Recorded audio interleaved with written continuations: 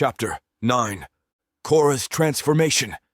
The aftermath of General Krasthor's gruesome lesson on obedience had left a strong mark on the conscripts.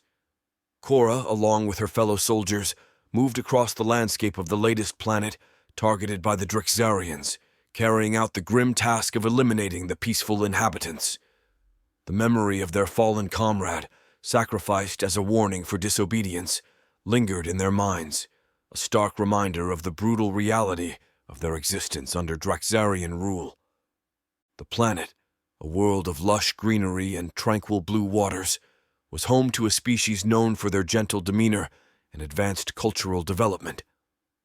The conscripts, executing their orders with mechanical efficiency, moved through villages and towns, leaving destruction in their wake. The natives, unprepared for such violence, fell victim to the conscripts' superior firepower and program training.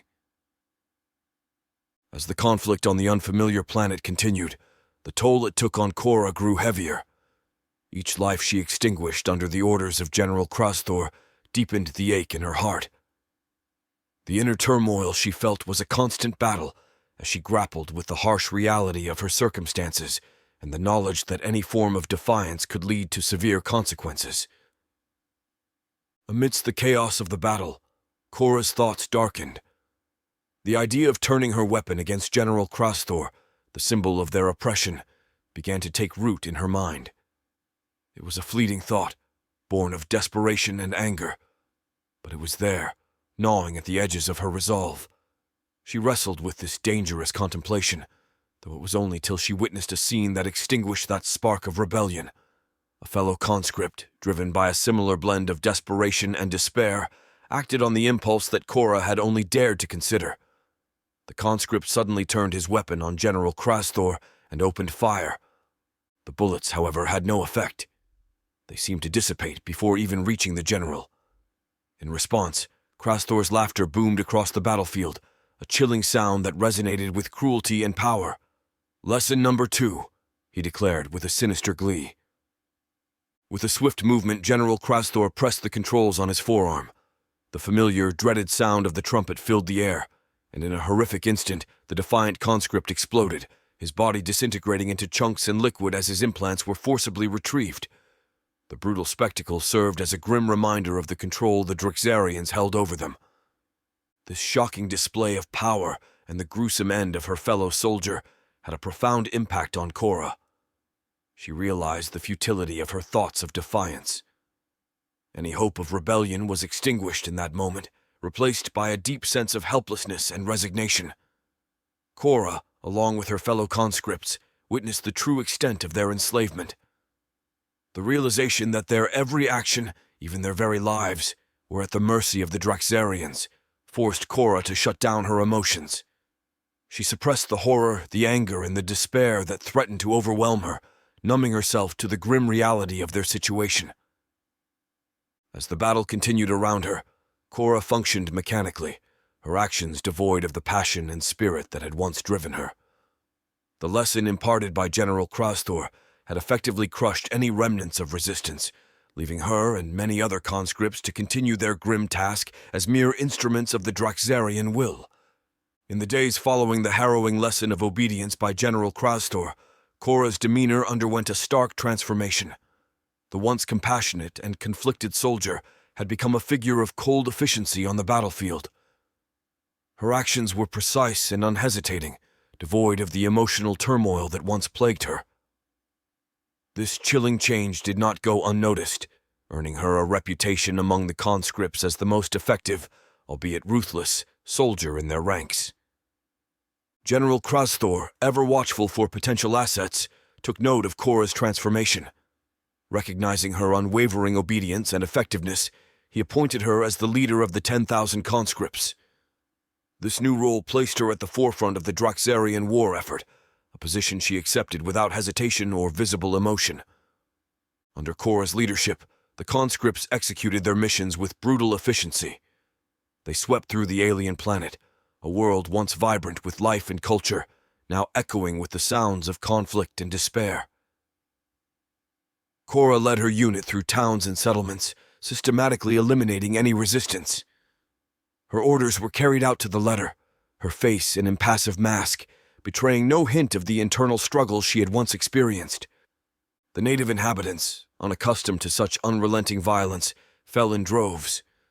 Cora's strategies were ruthless, leaving no room for mercy or compassion. The villages that once stood as testaments to the advanced cultural development of the species were reduced to smoldering ruins. Within a few days, the conscripts under Cora's command had decimated all populated areas on the planet. Only scattered groups of survivors remained, hiding in fear and uncertainty, soon to be rounded up. General Krasthor, observing the effectiveness of Cora's unit, issued new orders. With the mission on the current planet nearing its completion, he decided to redeploy this efficient force to another target. The success of their campaign on this world had proven the worth of Cora's cold leadership. As the conscripts were summoned back to the ship, Cora led them without a word of encouragement or camaraderie. The soldiers, once individuals with their own stories and emotions, now moved like parts of a well-oiled machine, their humanity buried under the weight of their grim task. The journey back to the ship was a silent one. The conscripts boarded, each lost in their own thoughts, yet united in their shared role as instruments of a war they had no say in. Cora, standing among them, was the epitome of what the Drixarian programming could achieve. A soldier stripped of emotion, executing orders with mechanical precision. As the ship left the atmosphere of the conquered planet, heading towards its next target, the conscripts braced themselves for the continuation of their endless campaign. Under Cora's emotionless guidance, they had become one of the most effective units in the Drixarian arsenal, a fact that brought neither pride nor solace, only a deeper sense of entrapment in a war that was not their own. As the conscripts concluded their mission on the ravaged planet, they were not transported back to their ship via the portals through which they had arrived. Instead, they were picked up by transport ships. General Krasthor informed them that this was for decontamination purposes. However, the truth was far more sinister. Unbeknownst to the conscripts, the Drixarians were using this opportunity to extract adrenaline and other biochemicals that had been siphoned from their bodies by the implants during the course of the battle. These substances were a potent drug for the Nixuzar, driving them to lengths that often proved counterproductive to the well-being of their own species. Once aboard the transport ship, the conscripts were led into a large chamber where General Krasthor and a team of Drixarian technicians awaited them. There, they removed their helmets and gear using the holographic controls on their forearms. The process was surprisingly simple, yet it was a revelation to the conscripts. As they deactivated their armor, it retracted into their skin, leaving them in a more flexible skin-tight suit. This change of garb was yet another reminder of how deeply the Drixarian technology was integrated into their bodies. Once all the conscripts were briefed by Cora, General Krasthor announced their next assignment. They were to join forces with another ship, resupplying it with fresh troops. The conscripts, now clad in their new attire, watched as the two massive Drixarian ships maneuvered in space to connect with each other. Connection between the two vessels was a marvel of engineering. As they docked, a large passageway opened up between them, seamlessly merging the two structures. The passage was wide and well lit, creating the illusion that they had always been part of one larger ship. The conscripts moved through this passage, their footsteps echoing in the corridor that bridged the two colossal crafts. This new merger brought a sense of unease among the conscripts. The addition of fresh troops and the merging of the ships signified a ramping up of the Drixarian war efforts, suggesting that their campaign was far from over. For Cora and her fellow soldiers, this development meant that their respite was brief, and they were soon to be thrust back into the relentless cycle of conquest and destruction that defined their existence under Drixarian rule. As the two ships journeyed through space, Cora stood among her troops, her expression impassive yet resolute. She had embraced her role as a leader, but beneath her calm exterior, the weight of their situation still weighed heavily.